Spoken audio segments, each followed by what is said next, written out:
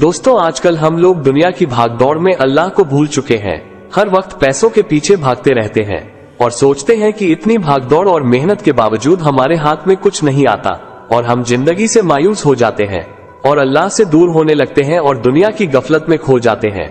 जबकि इंसान जब पैदा होता है तब से लेकर मरने तक अल्लाह ताला ने उसकी किस्मत की रोजी लिख दी होती है।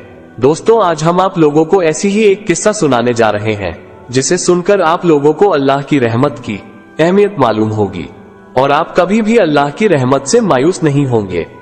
बादशाह अपनी एक बीवी से बहुत ज्यादा मोहब्बत करता था। एक बार दूसरी बीवियों ने उससे कहा कि आप अपनी एक बीवी से सबसे ज्यादा मोहब्बत रखते हैं, हालांकि हुस्नो जमाल में हम उससे ज्यादा हैं, समझदारी में भी हम उससे ज्यादा हैं।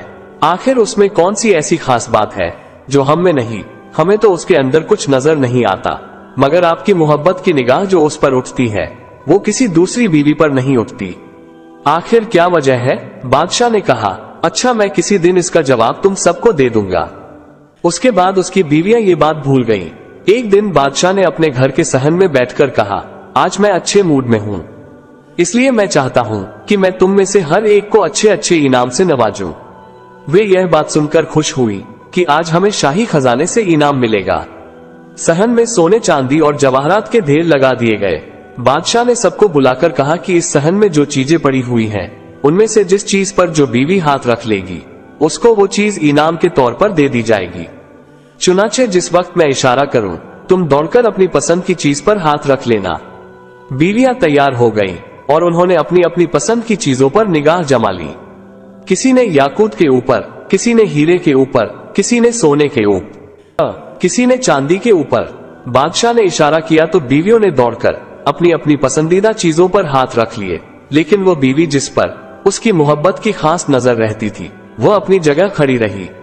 जब सबने देखा कि हमने कीमती चीजों पर हाथ रख लिए मगर इसने किसी चीज पर हाथ नहीं रखा, तो वे हंसने लगी और बादशाह से कहने लगी, बादशाह सलामत, हम कहा करते थे कि यह बेवकूफ है और इसके अंदर अक्ल की कमी है, और आज इसकी अक्ल की कमी खुलकर सामने आ गई। ये तो बस सोचती रही, लिहाजा आज इसके पल्ले कुछ नहीं आएगा। बादशाह ने उससे पूछा, ए अल्लाह की बंदी, तूने किसी चीज पर हाथ क्यों नहीं रखा? वो कहने लगी, बादशाह सलामत, मैं पूछना चाहती हूँ कि आपने यही कहा है न कि आज जो जिस चीज पर हाथ रखी वो चीज उसकी हो जाएगी। बादशाह ने कहा, हाँ, यही तो मैंने कहा है। उसने ये सुना तो आगे बढ़ी और बादशाह के कंधे पर हाथ रख दिया और कहने लगी, बादशाह सलामत, जब आप मेरे हो गए तो सारा खजाना मेरा बन गया। बादशाह ने उसकी यह बात सुनकर अपनी दूसरी बीवियों से कहा कि देखो, इसकी अक्लमंदी और मोहब्बत की वजह से मैं इससे ज्यादा मोहब्बत करता हूँ।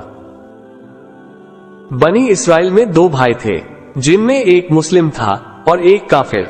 दोनों भाई मछुआरे थे। काफिर भाई बुत की पूजा करता था और जब मछली पकड़ने के लिए पानी में जाल डालता था तो उसकी पूरी जाल भर जाती थी और जाल खींचना मुश्किल हो जाता। और दूसरा भाई जो कि मुस्लिम था, उसके जाल में सिर्फ एक या दो मछली ही आती। वो उस मछली को लेकर अल्लाह का शुक्र अदा करता। एक बार उस मुस्लिम मछुआरे की बीवी अपने छत पर गई तो उसकी नजर काफिर मछुआरे की बीवी पर गई, जो अच्छे कपड़े और अच्छे जेवर पहने हुए थी। ये देखकर उस मुस्लिम मछुआरे की बीवी के दिल में लालच पैदा हो गया और वो बोली कि काश मेरे पास भी इतनी दौलत होती। ये सुनकर काफिर की बीवी बोली कि तू अपने शौहर को राजी कर ले कि वो भी मेरे शौहर के माबूद की इबादत करे ताकि तू भी मेरी तरह दौलतमंद हो जाए। ये सुनकर मुसलमान की बीवी कुछ गमजदा होकर नीचे आई। फिर जब उसका शौहर घर आया तो उसने अपनी बीवी को गमजदा देखकर उससे पूछा कि क्या बात है, तुम इतनी उदास क्यों हो? तो उसकी बीवी बोली कि या तुम मुझे तलाक दे दो या तुम अपने भाई के माबूद की इबादत करने लगो।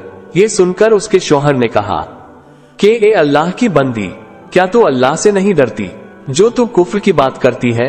तो वो बोली कि बस करो, इतनी बातें मत बनाओ, मैं इस तरह भूखी नंगी नहीं रह सकती।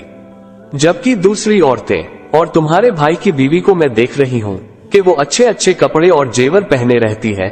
जब उस मुस्लिम मछुआरे ने देखा कि उसकी बीवी जिद पर आ गई है और वो नहीं जमझ रही, तो उसने उसे कहा कि ठीक है, तुम परेशान मत हो, कल से मैं मजदूरी करूंगा और खूब मेहनत करूंगा और मैं तुम्हें रोजाना 2 दिरहम देता रहूंगा।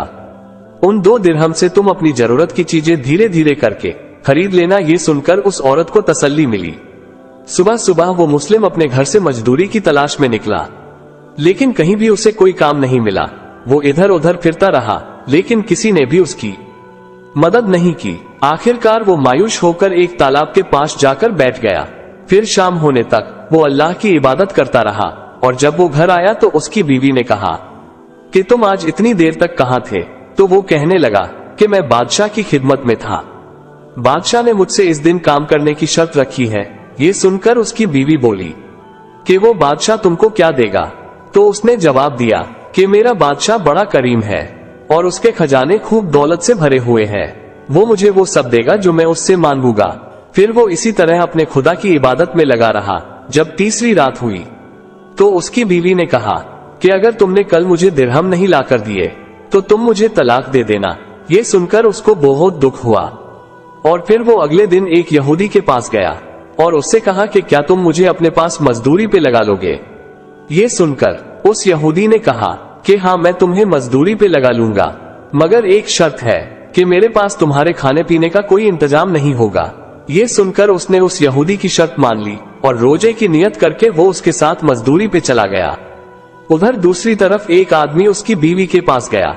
उसका दरवाजा खटखटाया तो उसकी बीवी बाहर निकली, तो उस आदमी ने उसकी बीवी को 29 अशर्फी दिए और उससे कहा कि ये तुम्हारे शौहर की मजदूरी है।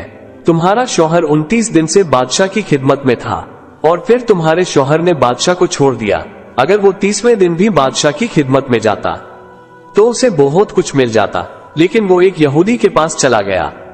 अगर वो हमेशा बादशाह की खिदमत करता तो उसे हमेशा इनामो इकराम मिलता। बस ये लो 29 अशर्फी। अगर वो आज भी आता तो 30 अशर्फियां मिलती।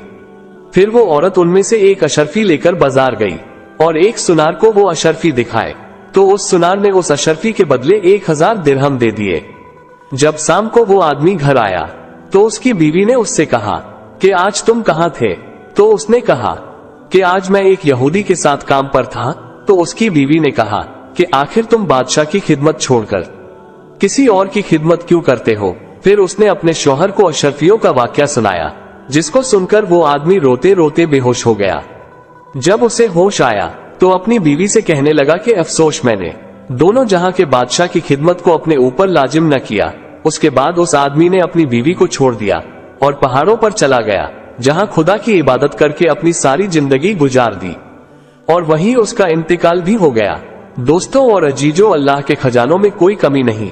वो अपने बंदों को उसकी इबादत का सिला जरूर देता है। अल्लाह के यहाँ देर है मगर अंधेर नहीं।